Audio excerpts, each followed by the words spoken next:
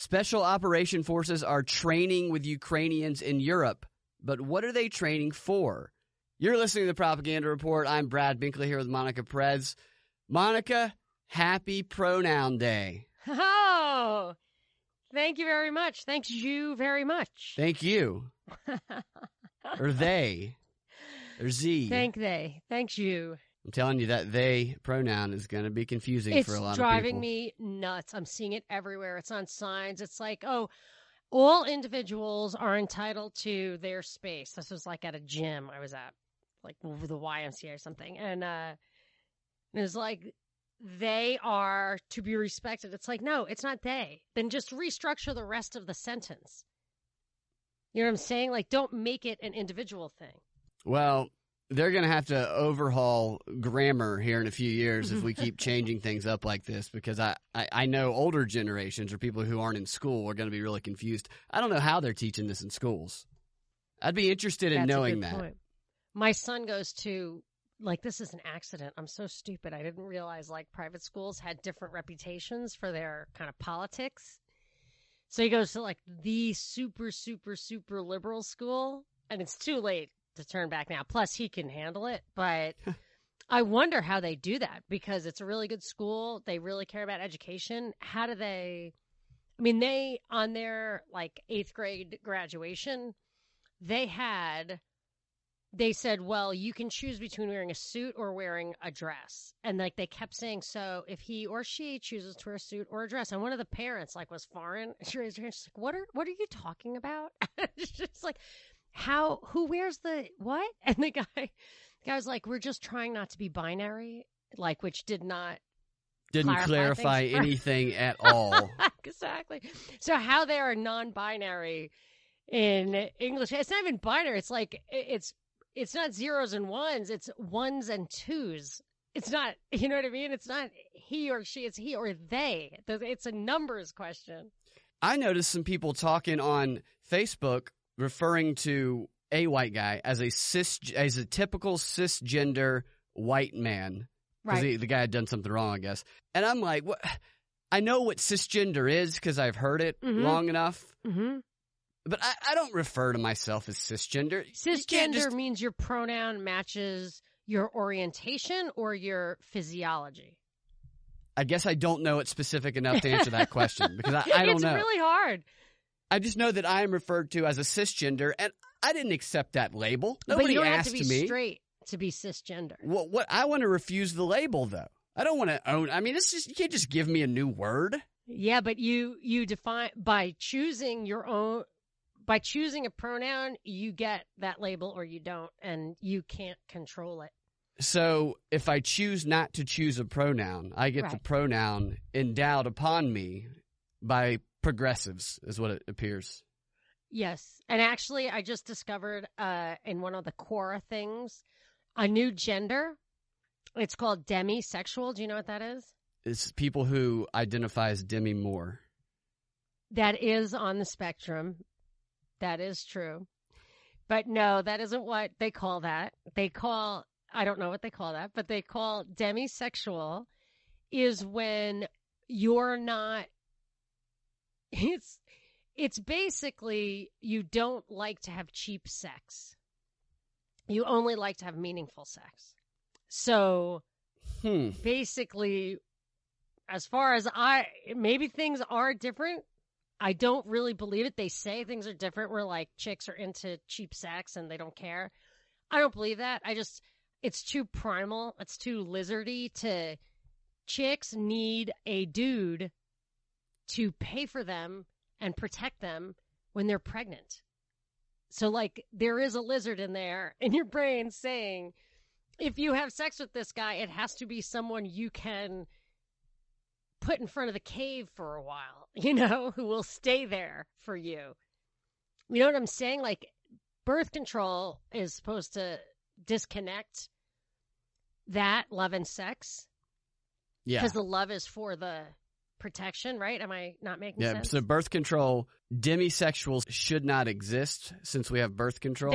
I think that's what we're led to believe. So I know a young person who's like fits that definition of demisexual. And I said, oh, I know what that is. You're demisexual. And she said, no, I'm just straight.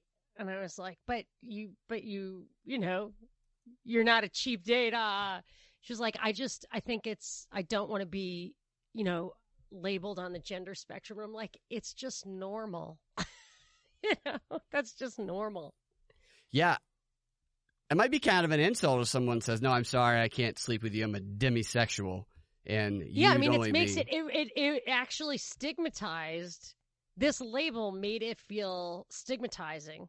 It's kind of like Republican, Democrat, Libertarian, the way that they try to pigeonhole people into parties rigidly and then blanket generalize based on that. Kind of doing the same thing when it comes to sexes, it feels like. Anyway. Oh, that is so interesting. That is really interesting because when I look at Republicans, especially when it becomes a cult of personality like with Trump, I try to point out to people, like, everything you stand for, it's not even part of he doesn't really even have an ideology. That's why we have this crazy debt. I really don't know what's happening with the wars, but you take the label and people are allowed to throw things in that bucket if they have authority over the label that you don't want to be a part of, maybe. Like, I knew a guy in school I knew a couple of gay guys when I was in graduate school, and one of them, like, could have gone either way. He said, like, he could have kind of chosen, and the other guy was like, chicks, just, I love you, I want to be friends with you, but touching you would make me puke. I'm like, okay. Like, it's just like, he was like, whatever, further along on the spectrum. But he was a Republican, and he tried to make it, you know, try to stick with that, but he was so ostracized in the gay community that he just converted to Democrat. Oh, that's interesting. Years later, he was like, oh, I can't believe I was under that delusion for so long. Like, I'm so ashamed. And I was like, dude, you were like a hardworking guy who wanted to keep his money. Like, Of what, being a Republican? Yes, he was ashamed of his Republican. He was a closet Republican. That's interesting that he was ostracized by the gay community and not by the conservative or Republican community. Oh, right. No. You know, have you ever heard of sapiosexual? Have we talked about this one before? Well, does it mean you only like to have sex with humans? It means you only like to have sex with people who it means you're only sexually attracted to intelligence, is what it means. Really? That's what sapiosexual is. Wow. I feel like that's just normal. Yeah. So what is only wanting to have sex with humans? Homo sapiosexual, maybe?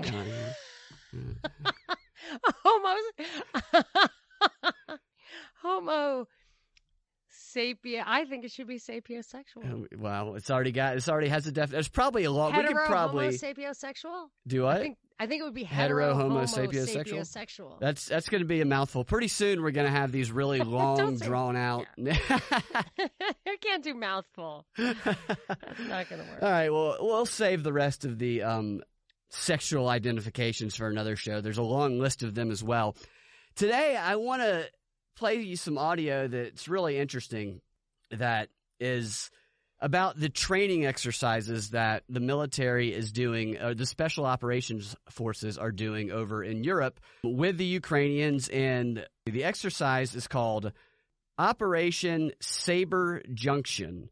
And Operation Saber Junction is an exercise that features 5,400 participants from the U.S. and 15 other ally and partner nations, including Bosnia, Bulgaria, Croatia, Georgia, Italy, Kosovo, Lithuania, Macedonia, Poland, Romania, Turkey, and Ukraine. And there was some forces from the UK as well. So a large number of ally forces are training with us.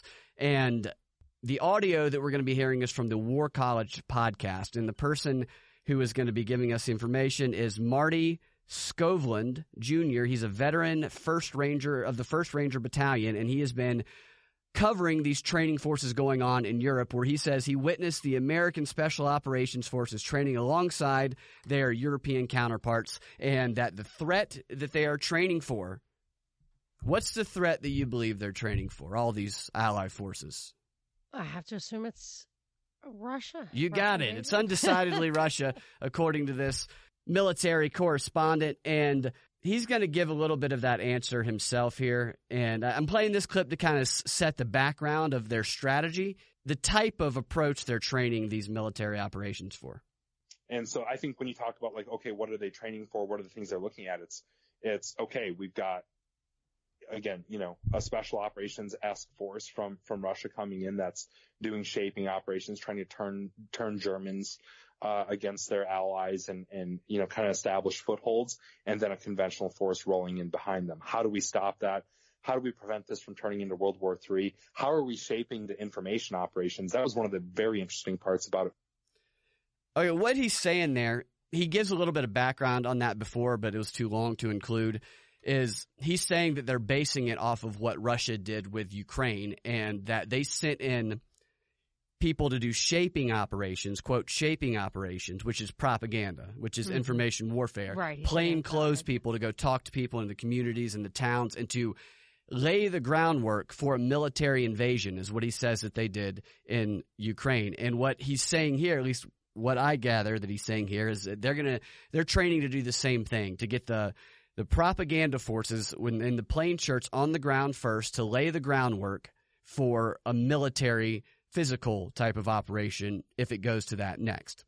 And then he goes on in this next clip to elaborate on the type of training operations and simulations that they're doing. So they're doing a whole broad spectrum, kind of like Vigilant Guard here in Georgia a few years ago. They have a whole variety of type of simulations and exercises that they're doing that he elaborates on here.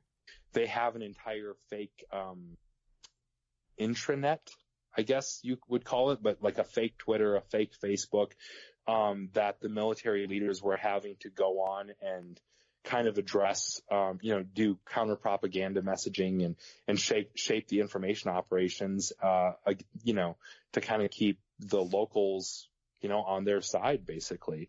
And I think especially when you look at that through the light of, hey, how did the Arab Spring start? It started on Twitter. How are Ukrainians and Russians alike communicating on the Ukraine front right now? It's WhatsApp, it's Twitter, it's Facebook. The Russians are even, doing targeting based off of, hey, if you're popping up on Facebook or Twitter at the wrong place, you're probably going to get shelled on your location. So they're kind of introducing all these very modern elements and the things that we see from Russia, even, when you look at like election meddling and things like that of, hey, if you're going to fight this conventional near peer threat like Russia, then you have to address the information space, the cyberspace, the social media space, because that can influence the fight just as much as the tanks on the ground or the soldiers on the battlefild. So while they do training operations... Don't move on until I'm not. No, okay. Go ahead. Go ahead and comment. Yeah. There's just so much. I know. There's a lot there. It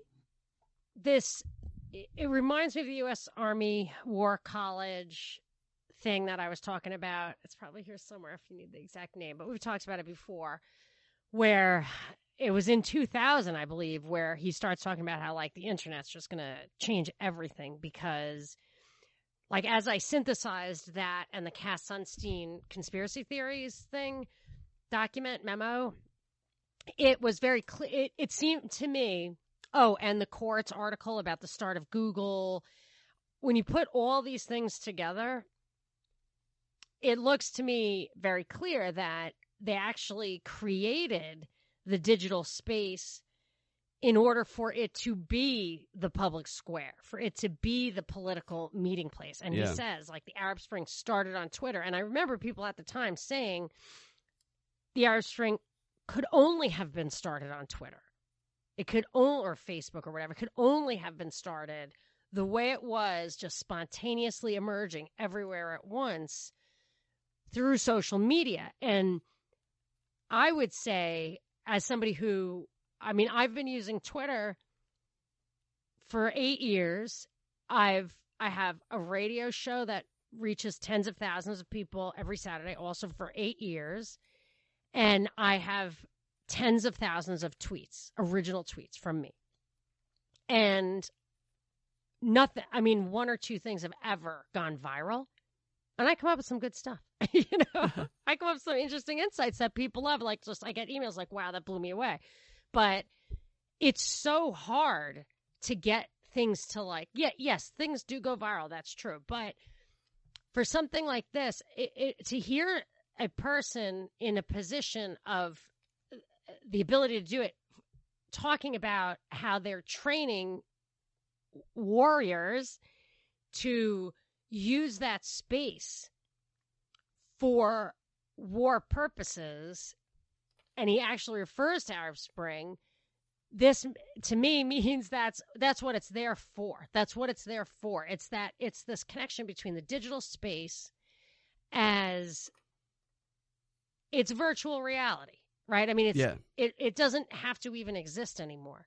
And frankly, all they really need to do, like their dreams would be answered, their prayers would be answered if everyone just stayed home all the time. And if they fought the wars in the virtual reality space, like if human beings, they were going to the pub and talking about liberty in augmented or virtual reality, it would completely get them out of the way. And these guys would take over the land because that's all they really want. And when I was reading how the misdemeanor arrests of black men, particularly, but I think overall, has plummeted recently. It was not clear what the reason was. It wasn't clear if misdemeanors went down or just misdemeanor arrests or whatever. And one of the possible explanations was that people are conducting their beefs digitally. Oh, wow. And I thought that may be true. It probably is true. And I believe it's a goal. They're just telling you to stay home. To keep people to stay home. That's interesting. Yeah, and they can even enslave you, like the work that you do. If you're home and just doing digital work, like I just was I saw like a work app, I need a lead gen specialist, the chick says in this commercial. Lead generator, but she called it a lead gen specialist. That's what she typed in. And the guy virtually like gave her a little salute from his resume, and she pressed go, and then you see him in his house doing all this stuff for her, and she's still sitting in the same place, and it just pops up, and like their sales numbers are going through the roof. So, this is the commercial? Yeah. So at no point, like, you're just an extension of the computer at that point, like, and it always gets to what is the point of this whole enslavement in the first place, like what do they really want? And it's quite possible that we're the idiots for thinking that it is all digital. We are being penned in digital space, and they really just want the land, and they're going to get it. Lindsey Graham was talking about taking back the land today, by the way. You said that made me think of Lindsey Graham was saying earlier. I didn't hear that. And if you look at like that UN Habitat 1 and all the way, that's the very first UN thing about stuff like this from decades ago, all the way to sustainable development, the one theme that is always there is taking the land back. Yeah, Lindsey Graham was talking about how you shouldn't give up land that you took through blood and sacrifice in relation to Trump and the troops over in Syria. It's an international crime to keep land that you gained through a war of aggression. That's why I believe the UN has never accepted. I think Trump came out and said that he recognized Israel's right to the Golan Heights, maybe? I can't remember, but the UN does not recognize the land that Israel claims to have won in like the 1967 war, I think, because they say that the war was not justified. And I'm sure that's a matter of debate. I think they call it a preemptive war. And is that a real thing? I don't know if that qualifies as a just war. But the point is, you don't just get to keep it because you won it. Yeah. The basics, the law of nations does require a basic justification for invading the land in the first place. Yeah, what are we, Vikings? Yeah, and Obama pulled something like that with Crimea. He kept referring their definitions of what's just and unjust will change depending on the circumstance, which it does drive me crazy. And Obama used to say, Crimea does not have the right to have this referendum to join Russia because Ukraine has a right to territorial integrity, which is crazy. The Crimeans have a right to self-governance. I mean, you can't argue with that if you believe in the American Revolution. It just doesn't make sense. So territorial integrity is, to me, like a monarchical concept where, this is my realm. I have the right to collect the taxes here. And that's that. So but getting back to the digital thing, if there is a grand scheme, and they want to like kind of make the useless eaters atrophy and go away, virtual sex will do it. Get everybody to stay home in their cubicles and nothing will happen. But your mind, it's the Matrix. Your mind needs to be occupied. Yeah. And they need to get you to work. So you're not going to feed them with your battery juice, but you are going to put your keystrokes in for them. Yeah. What I really found interesting about this clip is this guy, Marty, the military guy who's covering the training, he talked about how Ukraine and Russia are basically at war right now, and we're there training alongside many Ukrainians. And they see their training as something they're going to be using immediately because they're already in a conflict. And we're training. They make it clear that this is all about Russia during these next two clips and throughout this entire podcast. And this is 5,400 troops, 16 countries training for war with Russia. And he even mentions World War III at one point. I know. I heard that. And one of the major parts of the training, one of the staples of the training, is a fake social media, a fake Facebook, where they have officers train on how to spread propaganda. This is the part of the going in first to do the shaping operations. But of course, they're doing it on the real stuff too. Yeah, and this is my point. My greater point was that we talk a lot about, I know I always try to emphasize this, that the social scientists, the governments, the people in power have been training for psychological warfare for over 100 years, doing testing, research and development, psychology, trying to learn how to do it, to manipulate the masses in a way that it's outside the awareness of people. And they do it. I mean, they do it very well. It sounds like they are not already doing it. They've been doing it this whole time. It's all field trials. Yeah, and this is a lot, has the general population, a lot of us sometimes, it's easy to fall in the trap of thinking we can easily recognize propaganda and we can't be fooled. But I would ask people who jump to that conclusion if they have ever gone to a month-long training session with 16 different countries and 5,400 people to train how to spot fake news or propaganda on Facebook. Have we spent this much time training with these amount of resources? They are far, far ahead of us in their training, and I think just knowing that they're doing this types of thing should make us resist the urge to be emotionally triggered and polarized by the things that we see. I'll tell you, if they were smart, they would interact. I follow back. I promote my Twitter account on my radio show, so I have a lot of followers, not because I'm viral, great, or anything, but I have a lot of followers, and I would not know if a new follower. I'm not saying that. I'm just saying I would not know. I don't really know all my followers. I follow a lot of people, and I don't know a lot of them either.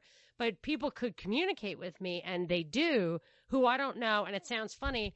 And I think they're trying something happened recently where I'm not sure if it was somebody trying to manipulate me or what, but I believe that there are occasions when I am a target of like a trial balloon or a test of like a reaction. So they could take someone like me who goes out of her way to decipher fake news, to distinguish fake news from real news, trolls from sincere people. And if they had 1,000 different accounts, one person can have a lot of accounts and just push on me in different ways and really learn a lot from what I can see through and what I can't. And I'm kind of sophisticated because I do it all the time.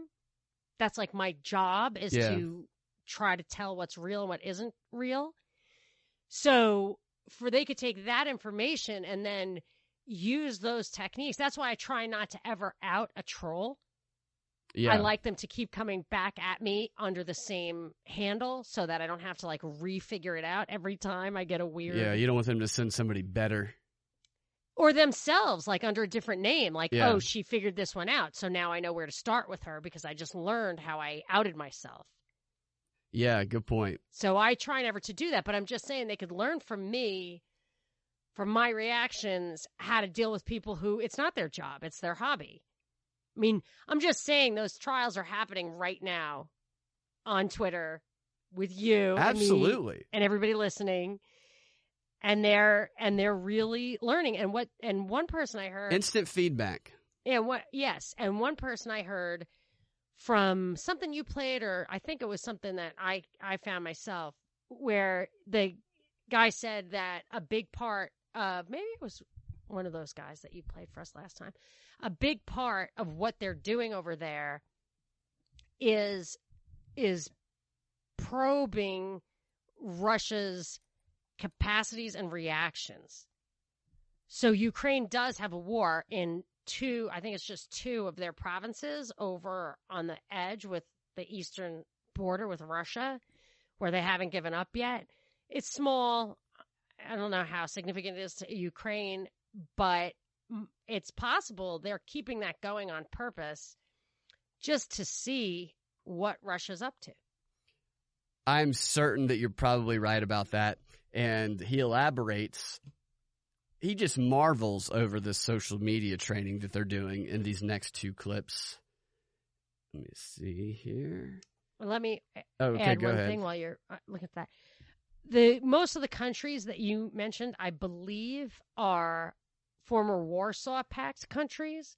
So there were these countries between Europe and Russia that, like our NATO, as a kind of buffer or unifying force against the Soviet Union, they were a kind of buffer against Europe. And when George H.W. Bush negotiated the fall of the Berlin Wall, basically, Gorbachev, I believe, and he or one of his guys said, look, I'll give it to you. I'll get out.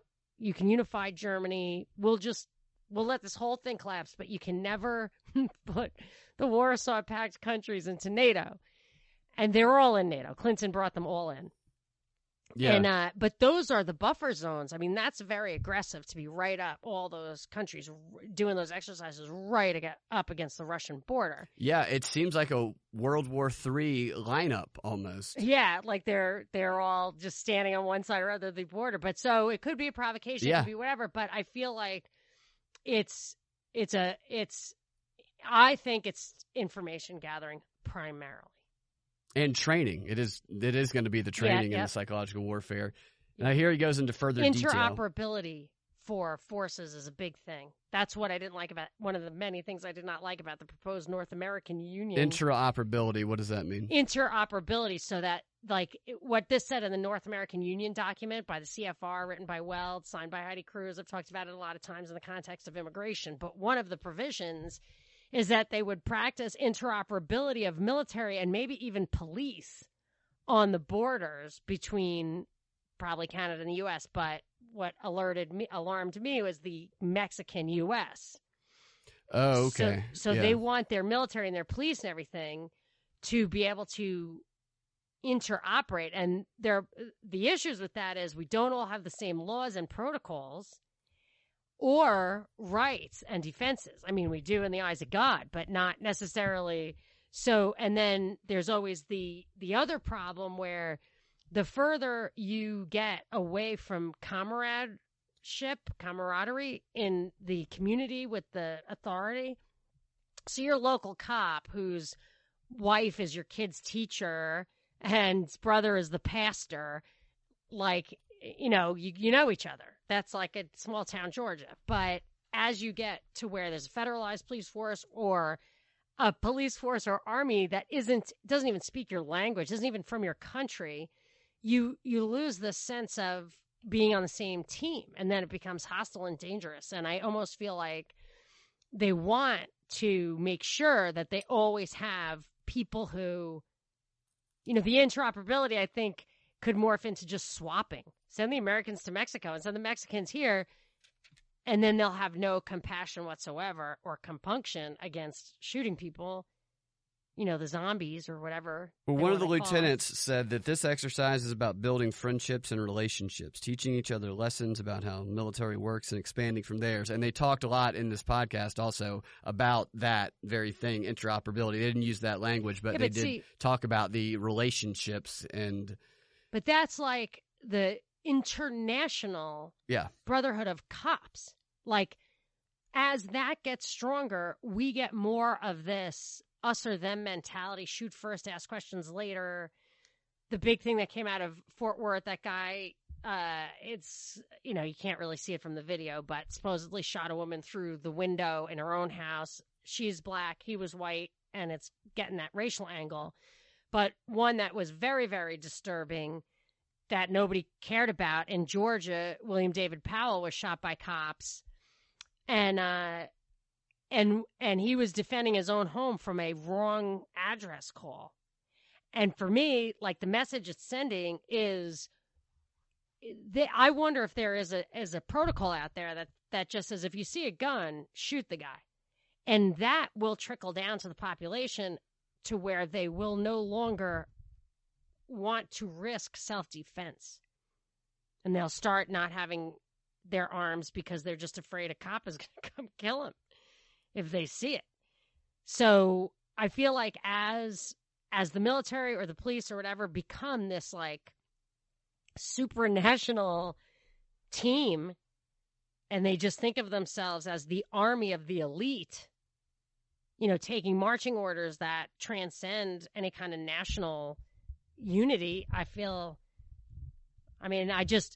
just worry that our protections, which are the best ones, they like the North American Union thing, they said that they would make the laws the most restrictive. So they would want all the laws to be the same from Canada to Mexico, but the environmental laws and the labor laws wouldn't be the most liberal, like capital L liberal, liberated, libertarian like ours. They would be the least. They would be the most restrictive.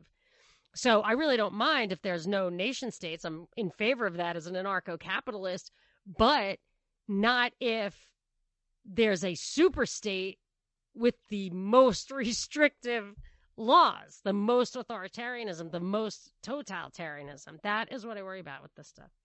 Yeah.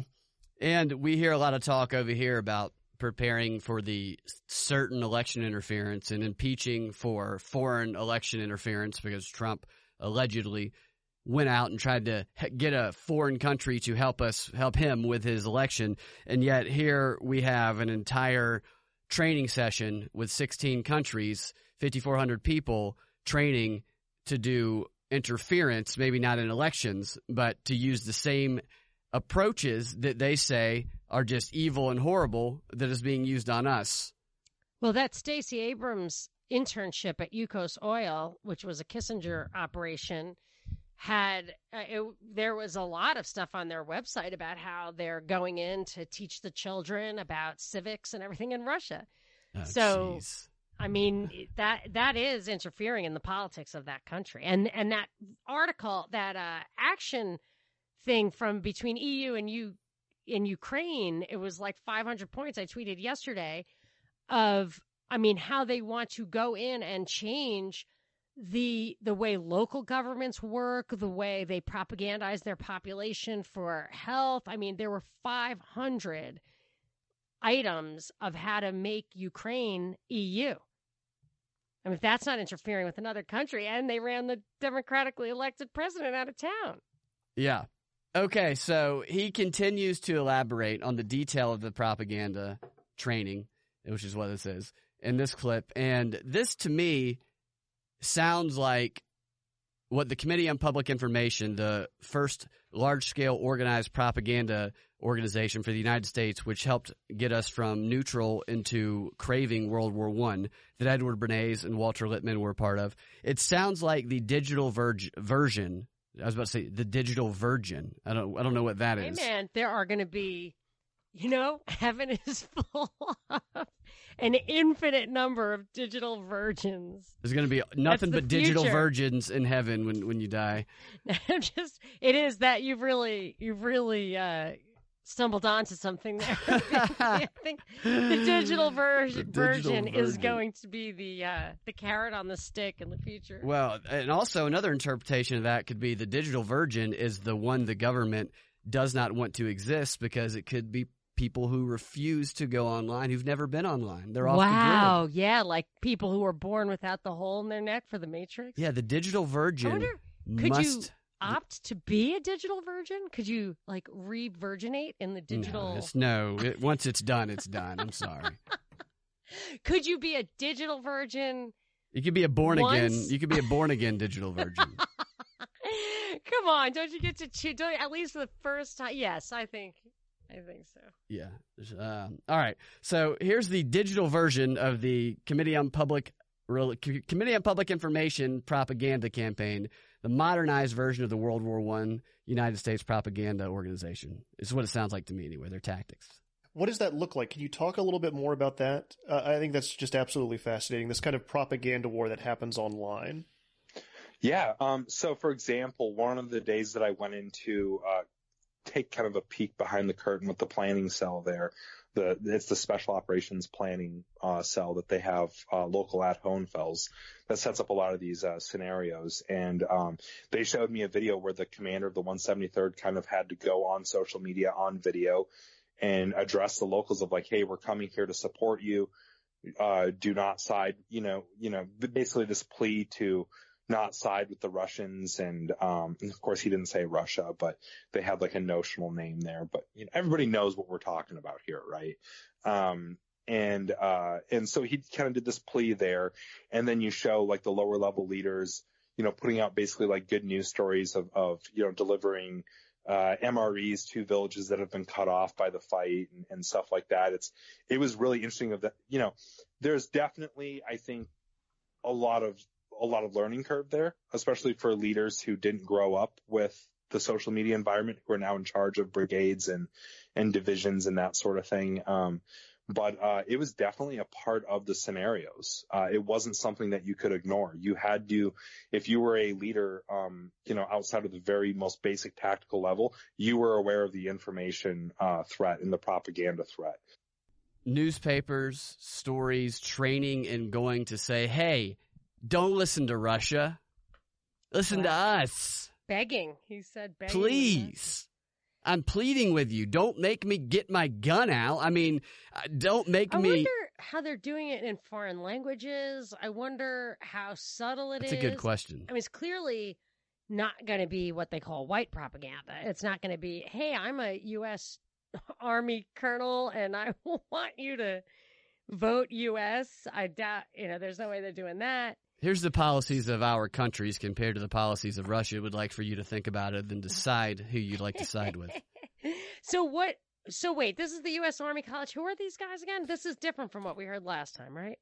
Yeah, this is the War College podcast, and the guy talking is a guy named Marty Skovlin Jr., and he is a veteran of the 1st Ranger Battalion, and he's been covering the military trainings going on over in Europe. So he's a journalist now. Former military guy, so basically he's a propagandist for the military is what he is. Right. And, yeah, he's telling about his experiences over there watching the training and just seeing how elaborate – I mean, he goes even further with how elaborate it is in this last clip. Unless you have another comment on that, I'll go ahead and play this one for you. Yeah. Yeah, like I said, they had a complete kind of intranet set up there and – fake social media sites that you could actually interact on, and the civilians on the battlefield that were there, they were all posting how well you did your information campaign would influence whether the messages and the tweets that they were sending were favorable or not favorable. They even had media out there with Miles gear on and everything like that, where they would, come up and confront the checkpoints and try to ask questions. And there's a daily newspaper that gets put out that covers the news of the day. I mean, this is all like I said, the planning and the preparation that they put into putting this exercise on is so impressive to me. The fact that they're putting out an actual daily newspaper, that there's an entire intranet set up, and that the Op4 has their cell phones that in their tweeting and sending Facebook messages. I mean, this is, for a training exercise, I think that this is about as real as you can possibly make it in that aspect. Yeah, that's the one that actually is more like the World War I propaganda thing digitally. Go ahead. That blew my mind. Yeah, go ahead. That's a good one. First of all, remember when you uncovered the training operation that was going on when the segment of 85 collapsed? Yes, the Vigilant Guard. Right. And we did a show on a weeknight on WSB while that was happening, which was lucky because we, of course, are saying WSB is reporting on it, and we're just like, this is bull. I know. We don't believe it. And my boss was like, that was awesome. I was like, really? Okay. He liked it. But I had somebody call, a military guy call and said, you guys are smoking crack or whatever, tinfoil hats. We don't have time for these elaborate training exercises. And I always regretted not saying to him, oh, are you fighting an actual war right now? What is it that you're doing if not preparing for the emergencies? And what better way is there to prepare for an emergency than to simulate an emergency? I mean, it was just, he was wrong. We could probably go back and listen to that, and I could, it would be so obvious bull. But the fact that they're doing all this not for nothing, but I just heard Lindsey Graham say on that prank call, I was listening to it today, he said, the fake Turkish guy said to him, hey man, we can't piss off Russia. And Lindsey Graham was like, don't worry about Russia. Russia is doing all it can just to stamp out fires in Syria. It can't even stay here that long. It's at the end of its resources. They're no threat. I'm like, really? Really? Is that what you think? I mean, that's kind of what I think, because they have no credit, right? So they can't go into debt because they went bankrupt once. So their debt to GDP is under 20%. Ours is over 100%. And their defense budget is low. So that's why I really don't believe that they're ahead of us in much. Although if they're actually, the cronyism here and all that clearly absorbs, I would say, the vast majority of the defense budget. But the fact that they're doing all that there for those people when the prize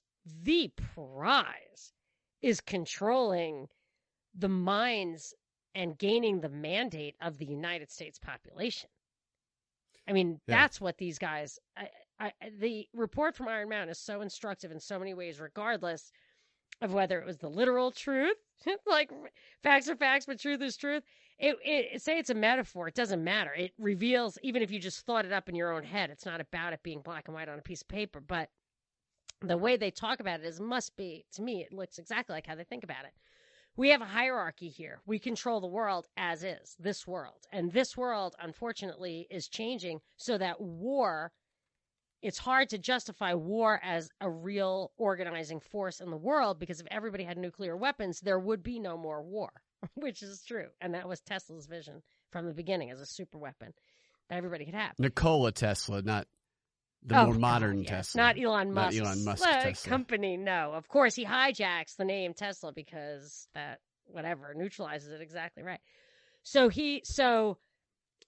the report from Iron Mountain talks about how do you maintain the hierarchy without war. And for me, the entire process since then, since the 60s or nukes or whatever, was this process of keeping the world in stasis, not progressing, making sure that the structure of the world was still on the path they wanted it to be on when they first conceived of the UN or the League of Nations 100 years ago, and that they do things like put Nikola Tesla, away so that stuff can't get out, so the world cannot just organically develop.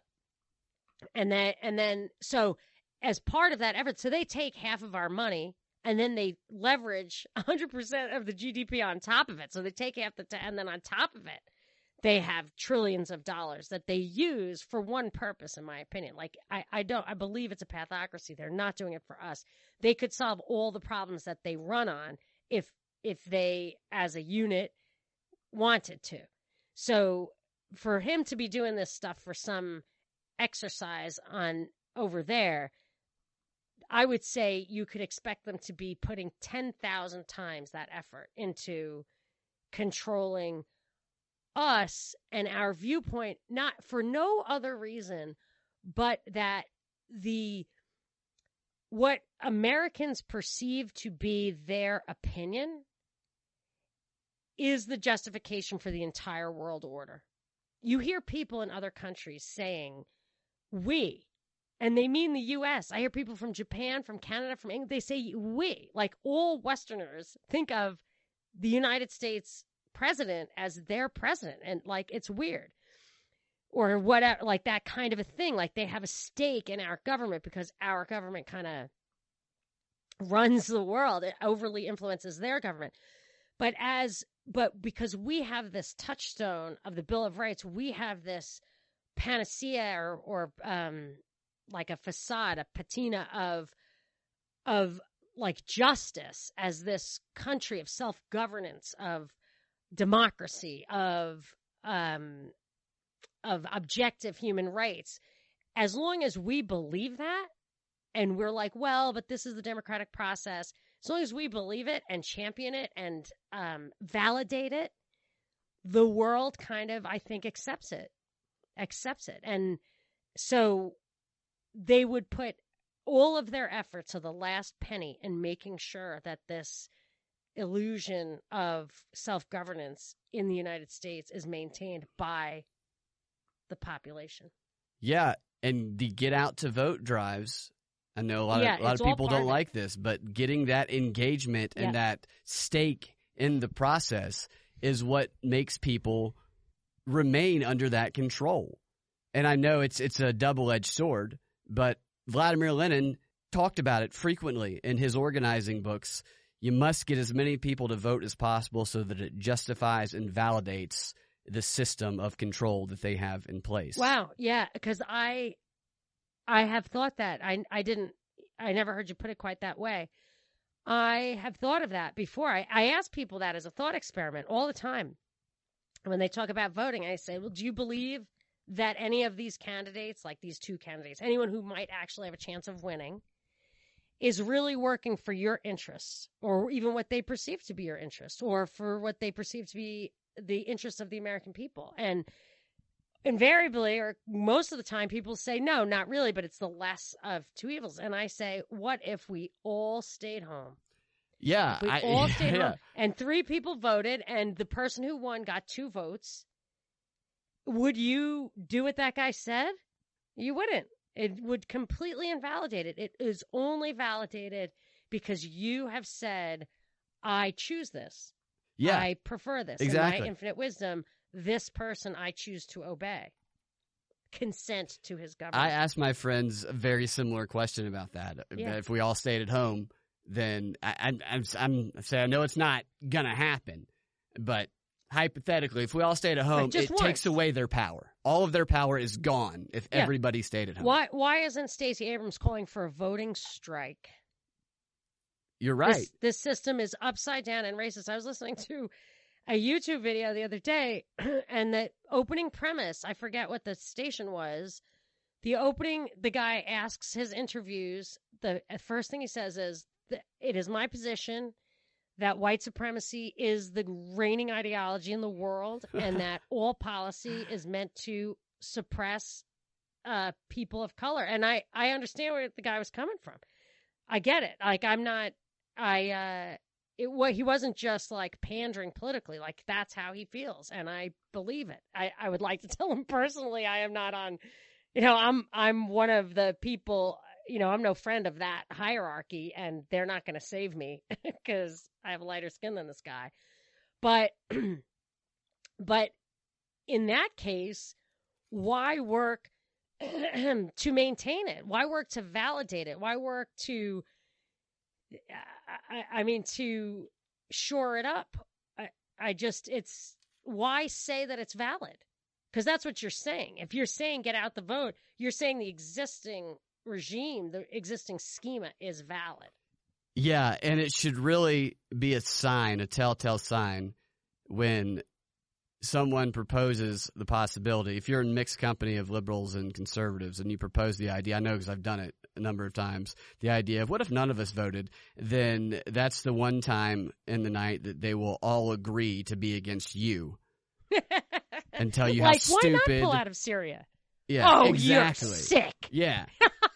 You're a sick, dangerous, evil person. Yeah, it's the same propaganda talking points that I've been hearing since I'm a kid. Oh, well, you can't do that. If you do that, you have no right to say anything. It's your civic duty to vote.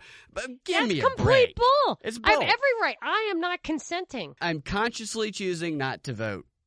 And that's just as much of a choice as anything else. And what you're saying is, I am not consenting to this contract that is not. What am I getting out of this? Yeah. Nothing. And they just throw their hands up. They throw their hands up? Are you kidding me? You're not going to vote? Yeah. What I said to somebody the other day I was talking about this with, I said, if we think about it logically, if we separate ourselves from the emotional aspect of it as much as possible, because when people are voting, they're engaging in a fight that they feel like they're supposed to be part of, even though they don't have any idea what the group that they're throwing punches for, the leader of it, is going to do. They say the things that they like, so they join their team to fight. And so oh my God, my point just slipped right out of my head. That's all right. Well, let me say, it made me think of a point, Yeah. which is that how do you reconcile the people at the Stacey versus Stacey debate saying we don't follow rules anymore because rules don't work, and having Stacey champion using the rules to make this system great again? Yeah, I agree, and that is why was it ever great? Yeah. For her? When was it great? What are we trying to get to? For her, it's been pretty great since she was a kid. I know. But this is part of the reason why I've started to come to the belief, and we've both talked about this, that if Trump wins, and I think he will, that Stacey Abrams will be the leader of that resistance, Absolutely, which is now going to operate. They're going to do what they have to do since the system didn't work for them. Yeah, I agree. It's strange to me because it's very clear that there is a movement from the top that is getting they have a lot of influence, a lot of press, where they're encouraging, especially young people, to not follow rules. Yeah. And then by the same token, if she wins, if she gets what she wants voting wise, then she will proclaim the mandate. Yeah, exactly. And she'll say that the mandate is valid. Yeah. So I would just argue that a valid position is that I have more sympathy for the hardcore, Black Power communists who say the land was won by invading it and slaughtering the people who lived here, because they wouldn't capitulate. See, you couldn't enslave the Indians who lived in North America, but you could enslave the ones in South America. So the ones in North America got killed for that reason. And we brought slaves over. Not we. I had nothing to do with it. But slaves were brought over to create the nation. And I appreciate the ideology that they fed the people to fight the revolution and gave to them in the Articles of Confederation. I appreciate the ideology. The ideology was a limited hangout. So let's run with it. It's like the Edward Snowden thing. I think it's a limited hangout. Putin isn't going to say he's fake. Putin's going to say, listen to that guy. He says you people suck. Run with the limited hangout. So for me, like, we could all benefit from it. Everybody, the descendants of slaves, the indigenous people who are left, like, take them at their word, use it against them. But from her position, I don't think she takes that position. I don't think she claims that it's a valid system that could have an underlying fairness, meaning equality of rights by individual. That's not what she wants. She wants to, by any means necessary, I guess, but turn the tables using the same system. I think that's the punchline that I am trying to articulate. Yes. She'll use the system if it works for her. When it doesn't, she'll lead a revolution. But she's still using the system. She's using it Her currently. revolution isn't going to end up in a different system. She's using the system to make people believe that they are being suppressed and oppressed by the system to draw out more votes. So she can be installed at the top of the same system.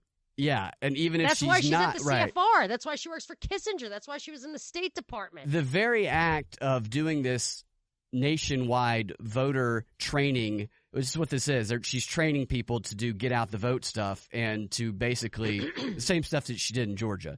And the very act of doing that gives her power nationwide and installs her at the top as a leader. She was called the most influential African American in the country by like the New York Times or something like 2 weeks ago. And it's because of this organizing effort and her ability to organize the masses and the power she's gained.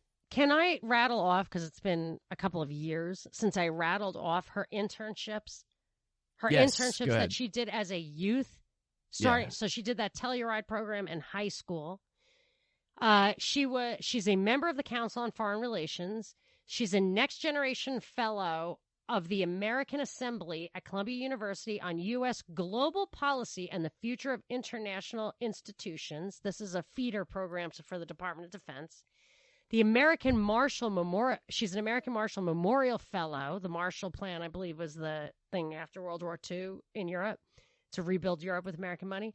American Council of Young Political Leaders Fellow. That was in the Department of State.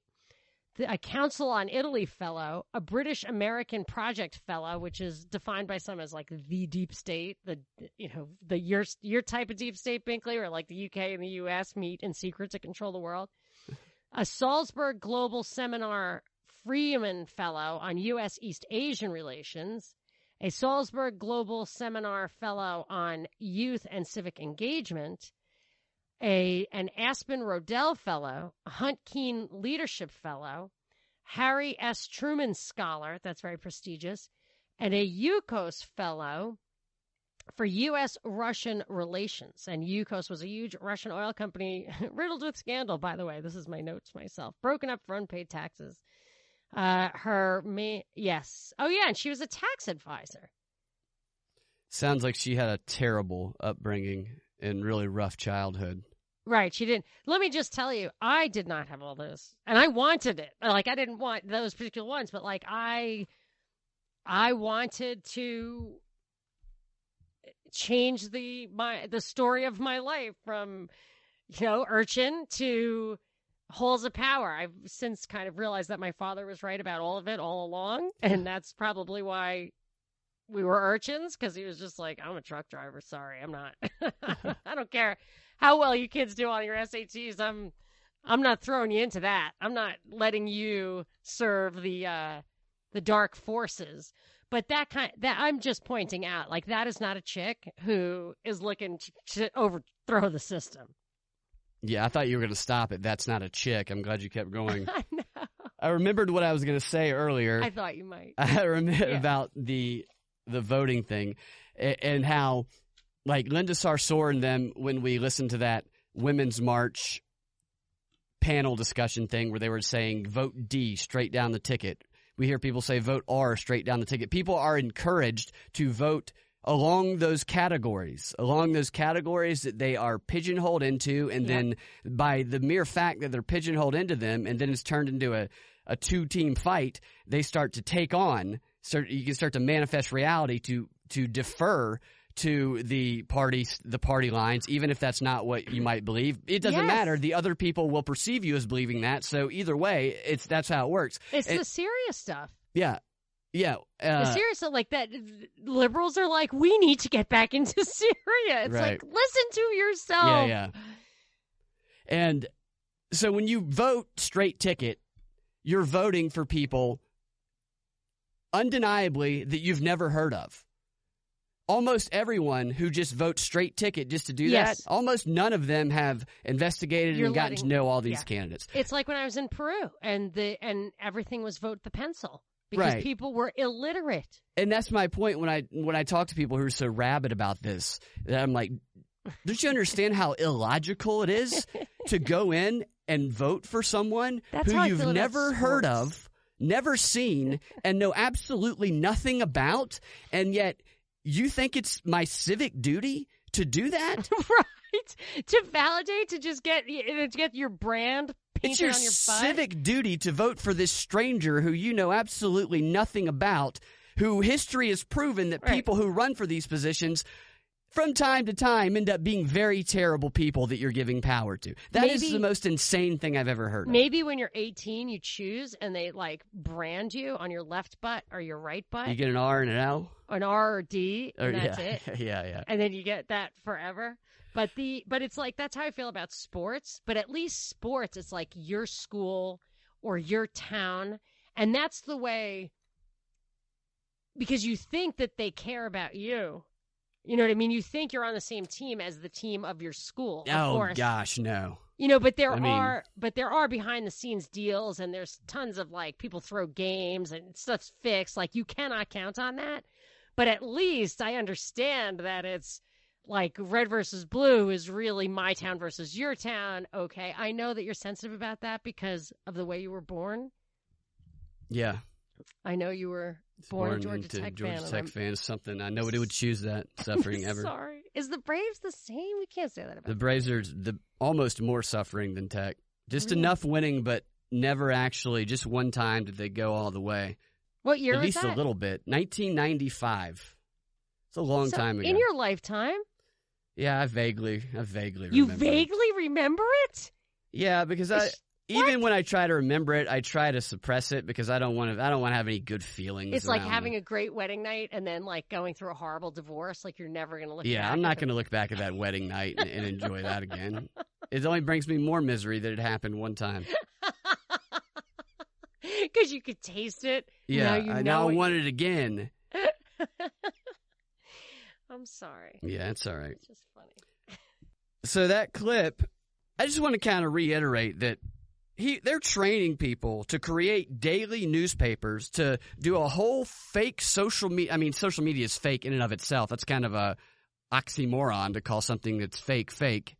Double fake. I guess it's double fake because people are fake on social media, but now they're creating a simulated social media where they're interacting and doing all the propaganda campaigns. We have 16 countries, 5,400 troops, creating fake daily papers, fake social media, doing fake propaganda operations, going into fake towns with fake people, begging them, please don't believe Russia, stay with us, all in preparation for a war against Russia and whoever they're allied with.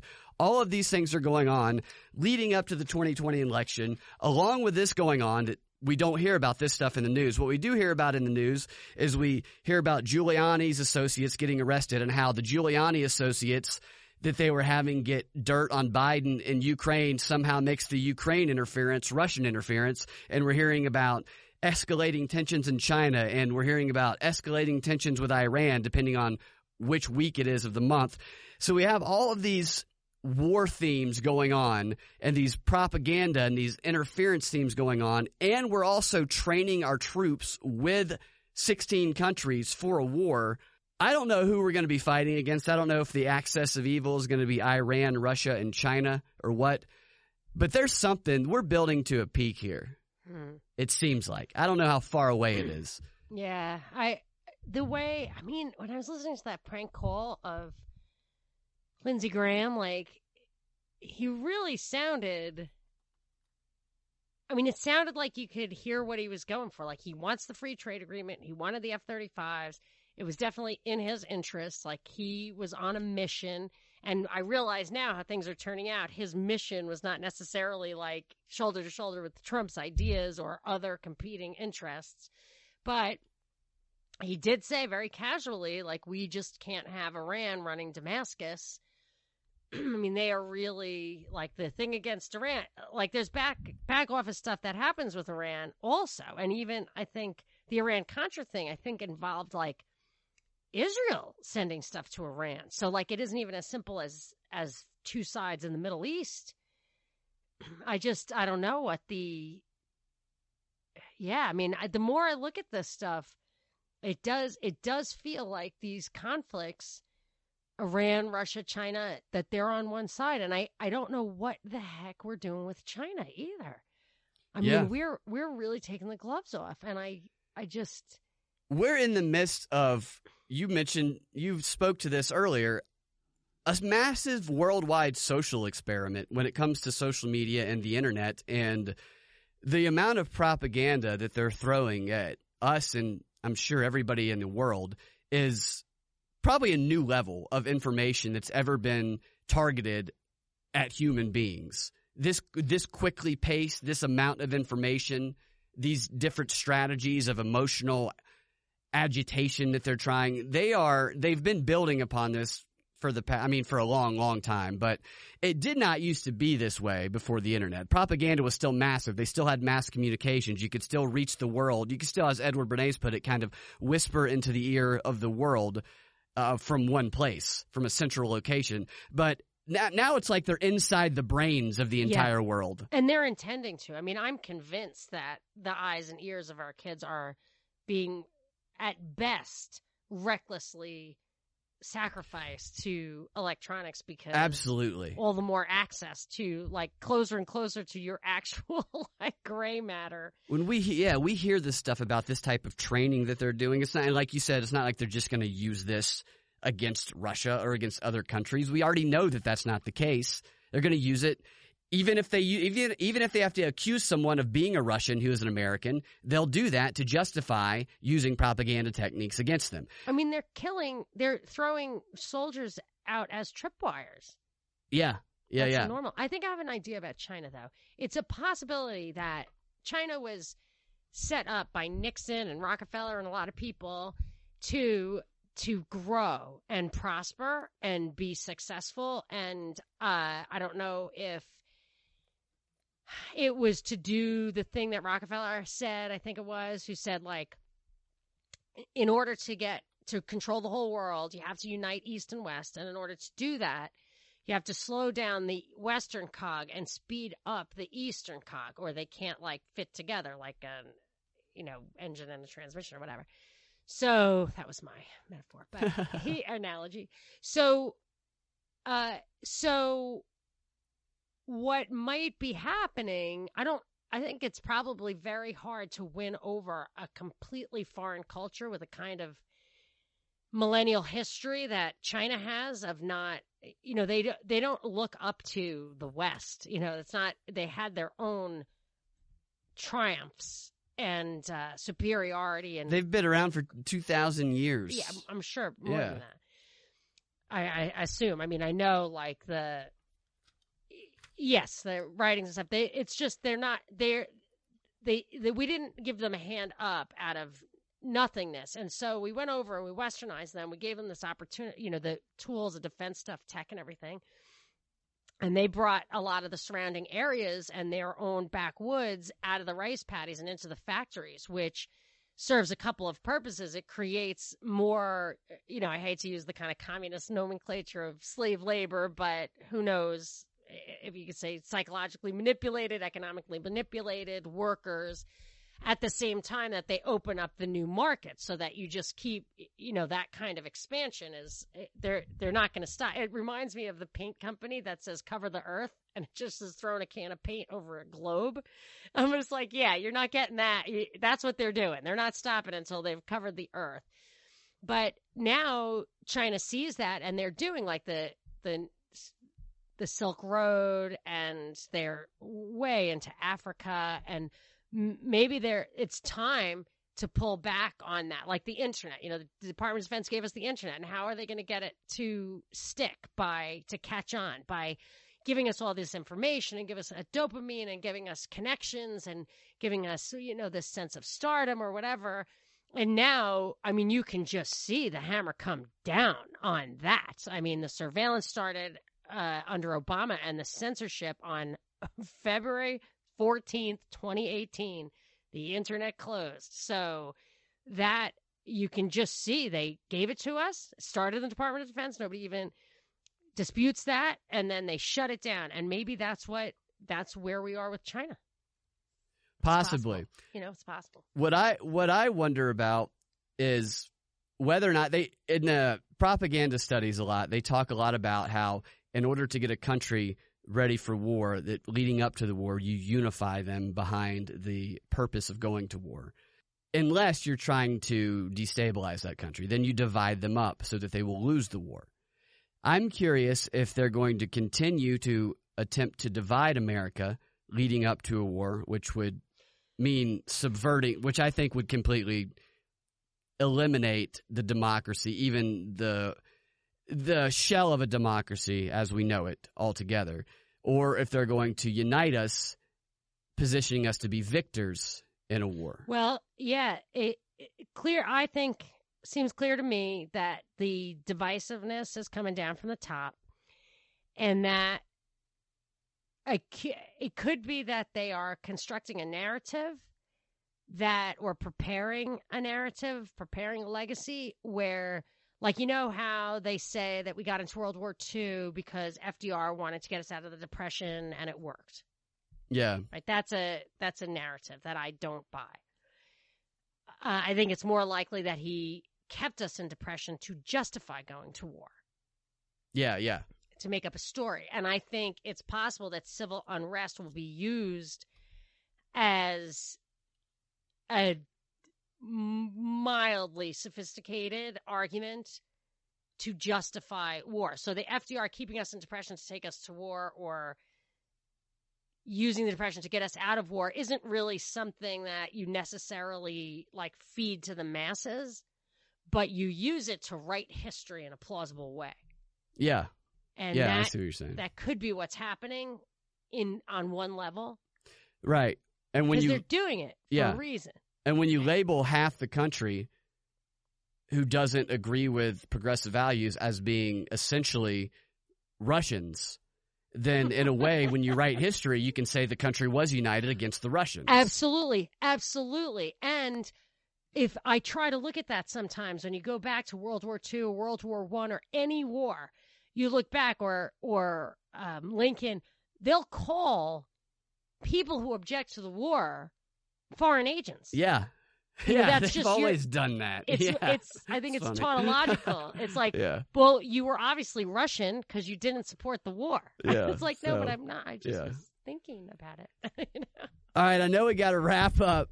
I want to read the other types of exercises on top of the social media ones they're doing, because a couple of them I think you'll find interesting. One of them is this is called Wet Gap Crossing, and they are training troops on amphibious vehicle training. And I know that you brought up amphibious vehicles. Yes, Jeffrey Allen Lash. Everybody look up Jeffrey Allen Lash. The lizard guy. I mean, no, he was an alien. Yeah. And he had an amphibious. That is the one story, the only story that makes me really really aliens. Okay. Yeah, maybe he test ran this. Yes, he had legally registered guns and amphibious vehicles in California that cannot be legal. So they were registered. Jeffrey Allen Lash. Keep going. Another training exercise that they're doing is that they evacuated a simulated U.S. embassy during Saber Junction, the training operation. So evacuating the U.S. embassy. Wonder what. And this is this is in Europe. Oh my gosh. You have to remember, these are what to watch out for. Yeah. Oh, yeah. Good thinking. Nice. Third one is they conducted a massive air assault operation in Germany. Simulation operation. Oh, by the way. Hundreds of paratroopers. This Russia stuff is still, since World War I, still to this day, over 100 years. This Russia thing is about keeping Germany away from Russia. Didn't Trump even say on that Zelensky call Germany is not being kosher here? I think he might have. Yeah. It's all about Germany, the industrial powerhouse, and Russia, the resource powerhouse. He talked in this clip. I don't know if it's one of the ones I played you, one of the other ones I heard, but he was talking about the training being in Russia, part of it being in not Russia, part of it being in Germany, and saying, I think I might have played that clip where he's saying we're telling the German people don't believe the Russians, believe the Russians. He definitely mentioned Germany, yeah. So it goes right to what you're saying. They specifically are training to tell Germans. Trump says that all the time. Yeah, they talked about how the Russians will send their guys in there, their shapers, their opinion shapers, propagandists in there to shape the narrative in Germany, and that part of the training is that we need to go in there and counter that narrative and tell the Germans, don't believe the Russians, believe us. I mean, this is a repeat of what happened in World War I, just not using digital. We were digital virgins back then, but now we're all digital sluts. Want Germany to be our allies. I wonder how Brexit will play into that, because then you can actually have independent trade agreements. And what Lindsey Graham was saying about Turkey, the free trade, it was really interesting. It was like we need to have he calls it a free trade agreement. I'm sure that's not what it is, but we need to have a trade agreement with Turkey. And I mean, he basically said, then there will be no turning back. Then we will be one. We need to do something that we can't turn back on. You will be assimilated to the Borg. Well, I think that's going to wrap it up. We'll have to. Yeah, assimilating to the Borg, I think, is a good place to end. Okay. We can do the political campaigns and the political campaign deconstruction, the ads in the next one. Okay. Thank you for your time, and thank everyone for listening. Thank you everybody who supports the show, who continues to support the show in a variety of ways. Say, go ahead. Because of Drive Time News Blast, which takes so much time and effort, some people have stepped up and contributed, even though I don't want to use the time on that show to say, oh, please contribute. But it's greatly appreciated. Really, really appreciate it. And we're continuing to grow with that, and we're getting good feedback. So share the show. Please do contribute. It's very much appreciated. And hopefully we can keep the positivity going.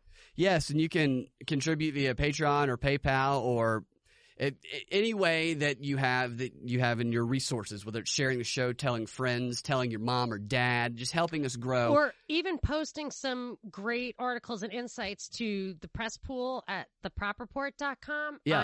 I really appreciate that, and it keeps me informed. Yeah, so that's another thing. Exactly. We get a lot of good stuff on Twitter and in the press pool that helps out. Like I get signaled to stories I hadn't found or videos I hadn't found. That's always very helpful. Thank you for that stuff. Continue doing it. We love it. And thank you, everybody, for listening again. We will talk to y'all next time. You can find all of our links at thepropreport.com, the donate links, the share links, and the subscribe links. Talk to you later, Monica. Later.